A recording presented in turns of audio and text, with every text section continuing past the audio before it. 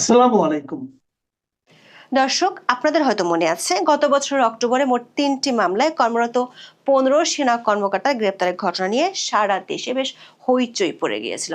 সেই ১৫ সেনা কর্মকর্তাকে চাকরি থেকে বরখাস্ত করার জন্য তড়িঘড়ি করে মোহাম্মদ ইউনূসের সরকার আন্তর্জাতিক অপরাধ ট্রাইব্যুনাল অ্যাক্ট সংশোধন করেছিল। অন্যদিকে ১৫ সেনা কর্মকর্তার দাবি ছিল আইসিটিতে নয়, আইন অনুযায়ী সেনা আইনি বিচার হোক। সেই দাবিতে ২৪ ঘন্টার মধ্যে ব্যবস্থা নেওয়ার জন্য গত বছরের ২০ অক্টোবর সরকারের শীর্ষ পর্যায়ে আইনি নোটিশও দেওয়া হয়েছিল। ব্যবস্থা না নিলে সেই নোটিশে উচ্চ আদালতে রিট করার কথা অন্তর্বর্তী সরকারকে জানানো হয়েছিল, কিন্তু এক অদৃশ্য শক্তির কাছ থেকে তখন সেই রিট আবেদনটি ঠেকানোর জন্য সুপ্রিম কোর্টের রেজিস্ট্রার অফিস নির্দেশনা পেয়েছিল। আমাদের অনুসন্ধানে অধ্যাপক ইউনূস এবং সাবেক আইন উপদেষ্টা আসিফ নজরুলের বিরুদ্ধে সরাসরি এই আইনি ও বিচারিক প্রক্রিয়ায় হস্তক্ষেপ করার অভিযোগ পাওয়া গেছে। শুধু তাই নয়, অধ্যাপক ইউনূসের ইচ্ছাতেই রাতারাতি পাল্টে যায় সেনা কর্মকর্তাদের বিরুদ্ধে তৈরি করা চার্জশিট। সেনা সদস্যদের আইনজীবীরা যাতে কোনোভাবে নথিপত্র না পায় সে ব্যবস্থাও নেওয়া হয়েছিল ইউনূসের দপ্তর থেকে। আর এই কাজগুলো করতেন ইউনূসের কিচেন ক্যাবিনেটের ২ সদস্য আর আইএসসিটির সাবেক প্রসিকিউশন টিম। এর মধ্যে আইএসসিটির সাবেক প্রসিকিউশন টিমের বিরুদ্ধে জমা পড়া অনেক অভিযোগের সাথে এগুলো জমা হয়েছে নতুন সরকারের দপ্তরে। আওয়ামী লীগ আমলের গুমের ঘটনায় ২টি সহ মোট ৩টি মামলায় আন্তর্জাতিক অপরাধ ট্রাইব্যুনাল গত বছরের ৮ই অক্টোবর সাবেক প্রধানমন্ত্রী শেখ হাসিনা সহ ৩২ জনের বিরুদ্ধে গ্রেপ্তারি পরোয়ানা জারি করেন। ট্রাইব্যুনাল এই ৩২ জনকে গ্রেপ্তার করে ২০২৫ সালের ২২ অক্টোবরের মধ্যে হাজির করার জন্য আদেশ দিয়েছিলেন। তাদের মধ্যে ২৫ জনই সেনাবাহিনীর কর্মকর্তা। পরোয়ানা জারির দিনই তা সংশ্লিষ্ট ১৩টি দপ্তরে পাঠানোর কথা জানিয়েছিলেন আন্তর্জাতিক অপরাধ ট্রাইব্যুনাল ১-এর কর্মকর্তারা। ১১ই অক্টোবর এক সংবাদ ব্রিফিংয়ে মেজর জেনারেল হাকিমুজ্জামান বলেছিলেন, ৩টি মামলায় অভিযুক্ত ২৫ সেনা সদস্যের মধ্যে অবসরে আছেন ৯ জন, এলপিআরে ১ জন আর সেনাবাহিনীতে বর্তমানে কর্মরত আছেন ১৫ জন। এর মধ্যে মেজর জেনারেল কবির আহমেদ ছাড়া বাকি ১৫ জন সেনা হেফাজতে আছেন। ৩ মামলায় যে ৩২ জনের বিরুদ্ধে গ্রেপ্তারি পরোয়ানা জারি করা হয়েছিল তাদের মধ্যে আছেন সাবেক প্রধানমন্ত্রী শেখ হাসিনা ও সাবেক স্বরাষ্ট্রমন্ত্রী আসাদুজ্জামান খান কামাল সহ ৫ জন পুলিশের সাবেক কর্মকর্তা। পুলিশ কর্মকর্তাদের মধ্যে আইজিপি বেনজির আহমেদ সহ র্যাবের সাবেক ৩ মহাপরিচালক বা ডিজি রয়েছেন। আছেন ডিজিএফআই এর সাবেক ৫ ডিজির নাম, যারা সবাই এখন অবসরে। বিভিন্ন সময় ডিজিএফআইতে কর্মরত ছিলেন এমন আরো ৬ জন আছেন তালিকায়, যাদের ২ জন অবসরে গেছেন। বিভিন্ন সময়ে র্যাবের অতিরিক্ত মহাপরিচালক ও গোয়েন্দা শাখার পরিচালক ছিলেন এমন ১১ জন সেনা কর্মকর্তাও ট্রাইব্যুনালের মানবতা বিরোধী অপরাধের মামলার আসামি। ১৫ কর্মরত সেনা অফিসারকে সেনা হেফাজতে নেয়ার পর থেকে শুরু হয়েছিল অন্তর্বর্তী সরকারের শীর্ষ পর্যায় এবং সেনা সদরের মধ্যে দ্বন্দ্ব। সেনা হেফাজতে নেয়া এবং সাব জেলে রাখার প্রস্তাবটি তখন পছন্দ করেননি অন্তর্বর্তী সরকারের শীর্ষ মহল। কোনো রাগঢাক না রেখে আইসিটির তখনকার chief prosecutor advocate Tajul Islam ১৩ই October বলেছিলেন, সেনাবাহিনীর গ্রেপ্তারের ক্ষমতা নেই, আদালতের দেয়া গ্রেপ্তারি পরোয়ানা তামিল করবে পুলিশ। সেনাবাহিনী ও সরকারের পক্ষের এমন অদৃশ্য দ্বন্দ্বের খবর গণমাধ্যমে প্রকাশিত হওয়ার পর সারা দেশে হইচই পড়ে যায়। গত বছরের ১৪ই অক্টোবর প্রচারিত ভিডিওতে আমরা বলেছিলাম, অভিযুক্ত ১৫ সেনা কর্মকর্তার পক্ষে তাদের আইনজীবীরা উচ্চ আদালতে রিট করার প্রস্তুতি নিচ্ছিলেন। সেই প্রস্তুতি নেওয়া হয়েছিল, তবে তার আগে তারা সেনাবাহিনী ও সরকারের শীর্ষ মহলে একটি আইনি নোটিশ পাঠিয়েছিলেন। সেই নোটিশটি আমাদের হাতে এসেছে। গত বছরের ২০ অক্টোবর অভিযুক্ত ১৫ সেনা কর্মকর্তার পক্ষে তাদের স্ত্রীরা এই ডিমান্ড অফ জাস্টিস বা আইনি নোটিশটি পাঠান। নোটিশটি প্রতিরক্ষা মন্ত্রণালয়ের সচিব, সেনাবাহিনী প্রধান এবং অ্যাডজুটেন্ট জেনারেলের বরাবরে পাঠানো হয়। ১৫ সেনা কর্মকর্তার স্ত্রীর পক্ষে এই চিঠিটি পাঠিয়েছিলেন সুপ্রিম কোর্টের আইনজীবী ব্যারিস্টার ABM হামিদুল মিসবাহ। চিঠিতে জোরপূর্বক গুম সহ সিভিল অপরাধের বিচার ১৯৫২ সালের সেনা আইনের অধীনে না করে আন্তর্জাতিক অপরাধ ট্রাইব্যুনালে করার যে উদ্যোগ অন্তর্বর্তী সরকার নিয়েছিল, সেক্ষেত্রে বাংলাদেশ সেনাবাহিনীর নিষ্ক্রিয়তার ব্যর্থতার বিষয়টি তুলে ধরা হয়। পাশাপাশি তাদের বিচার সেনা আইনের অধীনে সেনা আদালতে করার দাবি জানানো হয়। 15 সেনা কর্মকর্তার পক্ষে আবেদনকারীদের দাবি অনুযায়ী সেনা কর্মকর্তাদের ক্যারিয়ার এবং বিচারিক প্রক্রিয়া 1952 সালের আর্মি অ্যাক্টের অধীনে হওয়া একটি প্রতিষ্ঠিত নীতি। তাদের প্রধান যুক্তিগুলো ছিল 1952 সালের আর্মি অ্যাক্ট একটি সংবিধান স্বীকৃত বিশেষ আইন, যা সেনা সদস্যদের শৃঙ্খলা ও আচরণের ক্ষেত্রে সাধারণ আইনের উপর প্রাধান্য পায়। নোটিশের 3 নম্বর পয়েন্টে সেনা আইনের 59 নম্বর ধারা উল্লেখ করে বলা হয়, হত্যা, নরহত্যা ও ধর্ষণ ছাড়া অন্য কোনো সিভিল অফেন্সের ক্ষেত্রে আর্মি অ্যাক্টের অধীনে থাকা কোনো ব্যক্তির অপরাধের বিচার সেনা আইনে করার বিধান আছে। নোটিশের 5 নম্বর পয়েন্টে বলা আছে, সেনা আইনের 94 ধারা অনুযায়ী কোনো সিভিল অফেন্সের ক্ষেত্রে ফৌজদারি আদালত এবং কোর্ট মার্শাল উভয়েরই এখতিয়ার থাকলে কোন আদালতে বিচার হবে তা নির্ধারণের ক্ষমতা সেনাবাহিনীর নির্ধারিত কর্মকর্তার উপর ন্যস্ত। নোটিশে বলা হয়েছে, আর্মি অ্যাক্টের অধীনে বিচার শুরু না করা সংবিধানের 27 অনুচ্ছেদে বর্ণিত আইনের সমান আশ্রয়ের অধিকারের পরিপন্থী এবং এটি সামরিক শৃঙ্খলার জন্য উদ্বেগের বিষয়। নোটিশের 9 নম্বর পয়েন্টে দাবি ও আলটিমেটাম তুলে ধরা হয়। নোটিশ প্রাপ্তির 24 ঘন্টার মধ্যে চিঠিতে উল্লেখ করা 3টি পদক্ষেপ গ্রহণের কথা বলা হয়। এই দাবিগুলো ছিল, অভিযুক্ত 15 কর্মকর্তার বিচার প্রক্রিয়া আর্মি অ্যাক্টের বিধান অনুযায়ী নিশ্চিত করা, অভিযুক্তদের বিরুদ্ধে সামরিক আইনের যথাযথ আইনি প্রক্রিয়া শুরু করা, বিচার প্রক্রিয়া স্বচ্ছ, নিরপেক্ষ এবং আন্তর্জাতিক মানবাধিকার আইনের সাথে সঙ্গতিপূর্ণ রাখা। এইসব দাবি পূরণে যথাযথ পদক্ষেপ নেওয়া হয়েছে কিনা তা জানিয়ে 21 অক্টোবর বিকেল 5টার মধ্যে লিখিত জবাব দেওয়ার কথা নোটিশে উল্লেখ করা হয়।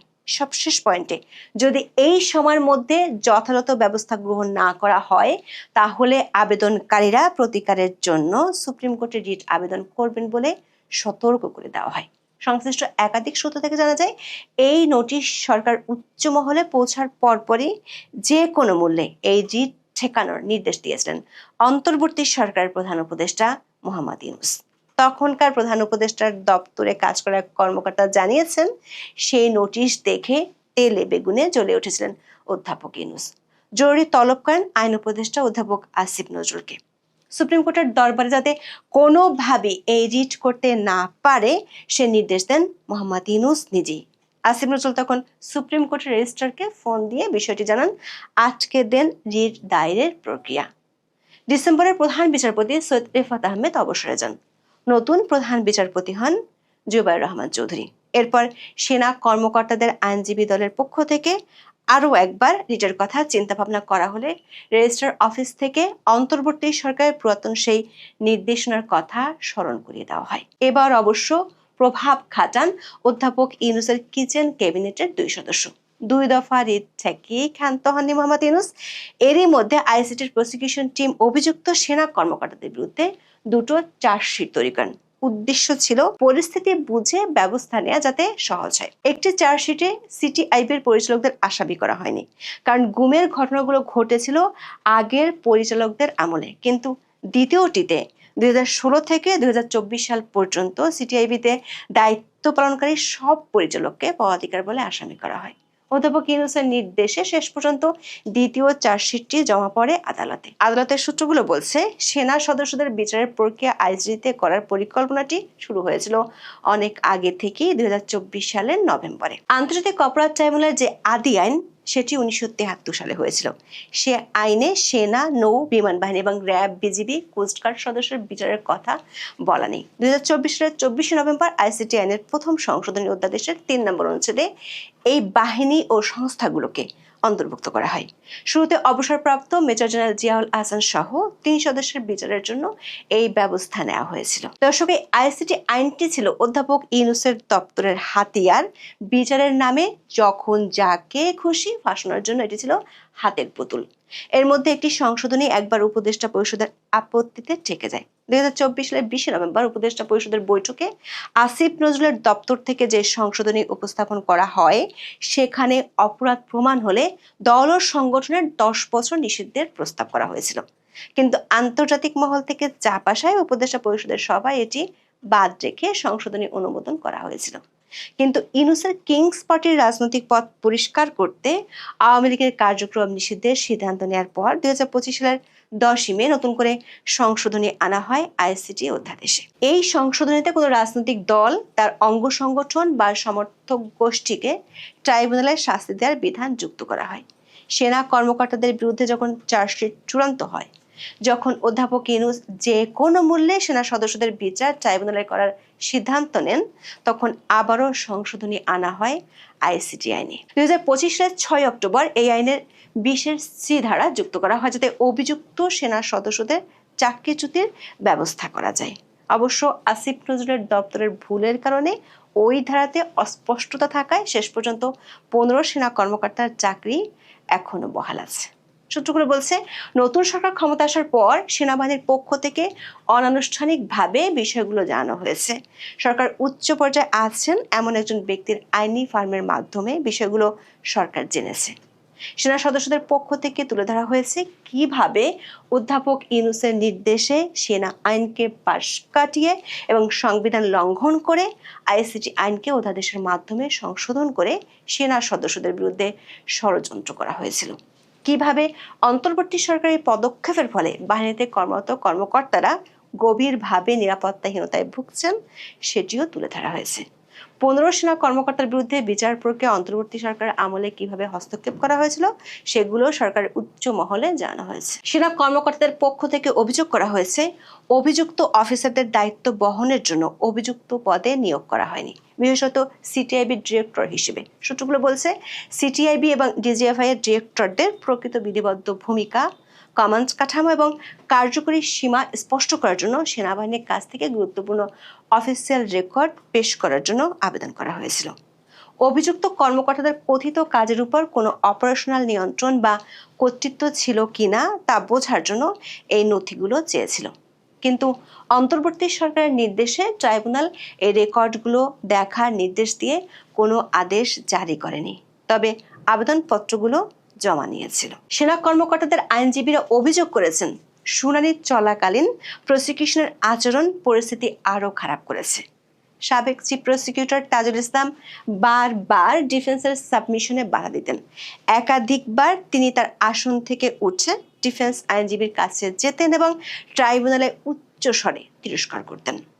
সেনা কর্মকর্তাদের আইনজীবীদের অভিযোগ, এই ধরনের আচরণ শুনানিকে ব্যাহত করেছে, ডিফেন্স লয়ারকে ভয় দেখিয়েছে এবং যুক্তি উপস্থাপনে বাধা দিয়েছে। তাজুল ইসলামের এমন আচরণ অবশ্য কোর্টে প্রকাশ্যেই দেখা গেছে, শিরোনাম হয়েছে গণমাধ্যমের খবরেও। গত বছরের 23 নভেম্বর আইসিটিতে বিচারকের সামনে প্রকাশ্যে তাজুল ইসলাম শাসিয়েছিলেন সাবেক সেনা কর্মকর্তা জিয়াউল হাসানের আইনজীবী নাজনীন নাহারকে। বলেছিলেন, আপনি চুপ থাকুন, কথা বলবেন না, আপনাকেও আসামি করা হতে পারে। সূত্রগুলো বলছে, মোহাম্মদ ইউনূসের দপ্তর থেকে কড়া নির্দেশ ছিল দ্রুত সেনা কর্মকর্তাদের বিরুদ্ধে যাতে বিচার কাজ শেষ করা হয়। সেনা কর্মকর্তাদের অভিযোগ, বিচারের প্রস্তুতির জন্য দেওয়া সময় খুবই কম ছিল। অভিযোগের জটিলতা, প্রমাণের পরিমাণ এবং জড়িত বিষয়গুলোর প্রাতিষ্ঠানিক প্রকৃতি সত্ত্বেও মাত্র 4 সপ্তাহের অনুমতি দেওয়া হয়েছিল। প্রসিকিউশন মামলাটি শেষ করার জন্য অযৌক্তিক তাড়াহুড়া করেছে বলেও তারা অভিযোগ করেছেন। আবার জোর করে গুম কমিশনের কিছু সদস্যকে রাখা হতো। সেনা কর্মকর্তাদের অভিযোগ, কারাগার পরিদর্শন সহ আইসিটি বিষয়ক সাক্ষাৎকারে কমিশনের সদস্য নাবিলা ইদ্রিসের উপস্থিতি চাপ ও ভীতি প্রদর্শনের পরিবেশ তৈরি করেছে। সাক্ষাৎকারের সময় আইনজীবীদের উপস্থিত থাকতে দেওয়া হয়নি। দর্শক, নাবিলা ইদ্রিসের বিরুদ্ধে এই অভিযোগ আদালতে করেছিলেন আইনজীবী নাজনীন নাহার। আদালতকে তিনি জানিয়েছিলেন আইনে অনুমোদিত নন, অথচ তদন্ত কমিশনের সদস্য নাবিলা ইদ্রিস জিজ্ঞাসাবাদে অংশ নিয়েছিলেন। নাবিলার সাবেক সেনা কর্মকর্তা জিয়াউল হাসানকে ভয়ভীতি দেখান, জবাব না দিলে জিয়াউল হাসানের মেয়ে অনাথ হয়ে যাবে এমন ভয়ও দেখিয়েছিলেন। 15 সেনা কর্মকর্তাদের এক অভিযোগপত্রে বলা হয়েছে, ট্রাইব্যুনাল এবং সংশোধিত আইসিটি আইন ন্যায় বিচার দেওয়ার জন্য নয়, বরং দায়িত্ব পালনকালে গৃহীত পদক্ষেপের জন্য কর্মরত সেনা কর্মকর্তাদের হয়রানি করার জন্য ব্যবহার করা হচ্ছে। যদি তা চলমান থাকে তাহলে এটি সেনাবাহিনীর মনোবল ভেঙে দিবে, শৃঙ্খলা হ্রাস করবে এবং বাংলাদেশ সেনাবাহিনীর প্রাতিষ্ঠানিক অখণ্ডতাকে হুমকির মুখে ফেলবে। সেনা কর্মকর্তাদের পক্ষ থেকে অন্তর্বর্তীকালীন সরকারের জারি করা আইসিটি আইনের সংশোধনীগুলো পুনর্বিবেচনার কথা জানানো হয়েছে। বিশেষত সংশোধনীগুলো সাংবিধানিক নীতিমালা মেনে হয়েছে কিনা তা খতিয়ে দেখার অনুরোধ করা হয়েছে। সবশেষ ট্রাইব্যুনালকে পুনর্গঠনের আবেদনও করা হয়েছে। বলা হয়েছে, ট্রাইব্যুনালকে এমনভাবে পুনর্গঠন করা উচিত যা বিশ্বাসযোগ্যতা পুনরুদ্ধার করে, পদ্ধতিগত ন্যায্যতা রক্ষা করে এবং বিচারিক প্রক্রিয়া আস্থা বজায় রাখে। এখন এ পর্যন্ত। সবাই ভালো থাকুন, সুস্থ থাকুন, নিরাপদে থাকুন। দেখা হবে আগামী পর্বে।